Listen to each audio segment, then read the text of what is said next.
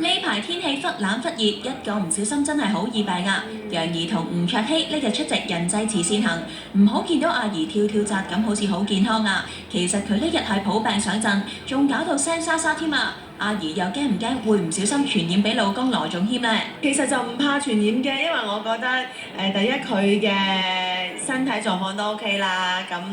同埋人哋話傳染到俾人之後咧就會快啲好嘛，咁我覺得我係唔會傳染俾佢嘅，我都希望自己快啲好，佢加上佢唔怕俾我傳染嘅。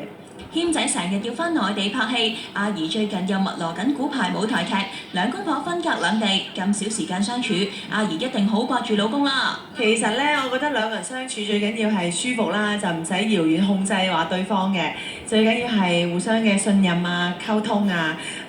加上真係相隔得遠啊，可能多啲講電話同埋關心下對方嘅近況啊、做嘢嘅情況咁就 OK 啦。下個月尾就係普天同慶嘅聖誕節啦，仲係阿怡同謙仔婚後首個聖誕節添。不過阿怡就話佢哋冇得一齊歡度佳節啦。其實大家都忙，其實聖誕節咧就今年嘅聖誕節確係大家都要分開去做嘢。咁我又覺得冇乜問題嘅，因為其實就算唔係一定係聖誕節啦，平日嘅時間，大家喺一齊嘅時間多，相處都好似過